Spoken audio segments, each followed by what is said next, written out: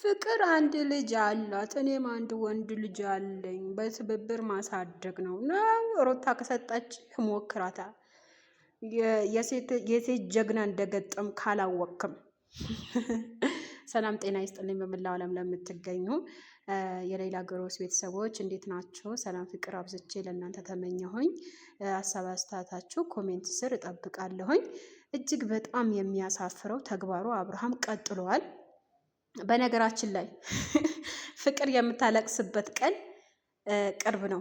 ለምን መሰላችሁ? አብርሃም ሴት እንደ መድኃኒት ስለሚቆጥራት፣ ሴት መድኃኒት አድርጎ ስለሚይዛት ስለሚቀያይራት። አረ በነገራችን ላይ ዜድ ሾ ተናግራው ነበር። ይሄ ነገር ፍቅር ዩቲዩብ ናት ብላ ነበረ ማለት ነው። ያልታመነ ነገር እንዴት እንደሚያስጠላ። በነገራችን ላይ አምሮብኛል ብለህ ህይወትህን ከምታበላሽ ህይወትህን ብታስተካክል ይሻልሃል። ለልጅህ ብትኖርለት ይሻላል። ደግሞ አታፍርም እንዴ አብርሃም? ትንሽ ራሱ አይሰቀጥጥህም እንዴ? ፍቅር በነገራችን ላይ በጣም የዋህ በጣም ትሁት ናት። በነገራችን ላይ ፍቅርም ልትጎዳት ስለሆነ የምትጠጋት በእርግጠኝነት ፍቅር አስጀምረህ አታስጨርሳትም። በእርግጠኝነት ነው የምናግራቸው። ይሄ ሌላ ምን አለችኝ በሉ። ዞሮ ፍቅር ደም እንባ ካላለቀሰች ደግሞ ታለቅሳለች። በቅርብ ጠብቁ። በእርግጠኝነት 100% እርግጠኛ ሆኜ የምናገረው ነገር ፍቅር ነገ እያለቀሰች ትመጣለች። ለምን? መጀመሪያ ሩታ እርግዝና ራሱ በእርግዝና ሰዓት ራሱ ትተዋት አስለቅሷታል። ደም እንባስ ደግሞ የእርግዝና እንባ ወይም ደግሞ የአራስ ቤት እንባ አብርሃም ምንም ነገር አላለው። ምንም ይሄው ዘና ብሎ እየኖረ ነው። ሴት እየቀያየረ እየኖረ ነው ማለት ነው። የሄርሜላ እንባ ዘማላል ፈጣሪ። ነገር ግን በእርግጠኝነት የፍቅር እንባ ወይም ደግሞ የፍቅር እንደዚህ ናት። የባሰው አለ። እኛ ከማንም ከምንም አንጣላ። ገብቷችኋል አይደለ?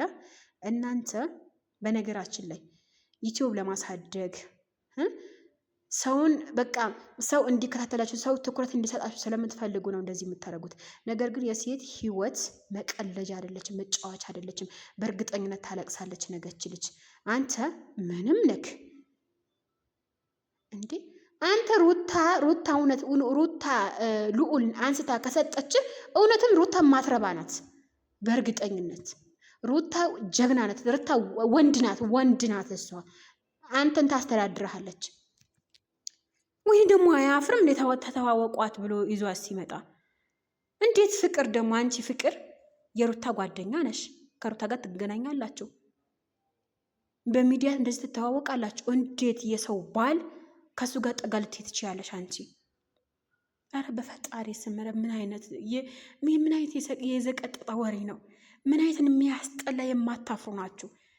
ሴት መቀያየር በቃ መድኃኒት አደረገው ነው። እውነትም መድኃኒት ነው። ትክክል ነው። አንዱ መድኃኒት እኮ ካልተሻለ ማለት ነው። አሁን ምሳሌ አንድ መድኃኒት አሁን አንድ ሰው ታሟል፣ አንድ ሐኪም ቤት ሄደ።